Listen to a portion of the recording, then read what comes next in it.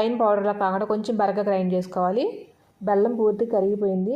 చక్కగా ఫ్రై అయిన carrot తురుములో filter పెట్టుకుని బెల్లం నీళ్ళు వడపోసుకోవాలి. ఫ్లేమ్ వీలైనంత సిమ్లో పెట్టుకుని వేసుకున్న బెల్లం నీళ్ళు క్యారెట్ తురుము బాగా కలిసేలాగా కలుపుకోవాలి. బెల్లంలో వాటర్ ఎక్కువ పోయలేదు కాబట్టి గరిటతో కలుపుతూ ఉండగానే క్యారెట్ తురుము మొత్తం దగ్గరకు వచ్చేస్తుంది ముద్దలాగా. చూడండి, ఒక్క నిమిషంలోనే మొత్తం దగ్గరకు వచ్చేసింది.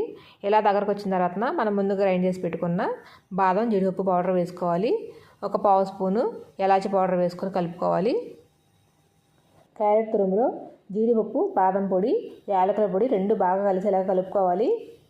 ఇలా కలిపిన తర్వాత 2 స్పూన్ల నెయ్యి వేసి కలపాలి. ఈ క్యారెట్ పూర్ణం కూడా చక్కగా సాఫ్ట్గా మెత్తగా ఉంటేనే బొబ్బట్లు బాగా వస్తాయండి. పిండి సాఫ్ట్గా ఉండాలి, పూర్ణం సాఫ్ట్గా ఉండాలి. అలా ఉంటేనే బొబ్బట్లు మనం నొక్కడానికి ఈజీగా ఉంటుంది. చూడండి, క్యారెట్ తురుము దగ్గరకు వచ్చేసింది. ఇలా ఉంటే సరిపోతుందండి. చేతికి అంటుకునేలాగా ఉండాలి. మన చేతికి అంటుకోకుండా కొంచెం నెయ్యి వేసుకుని కలుపుకొని వండించుకోవాలి.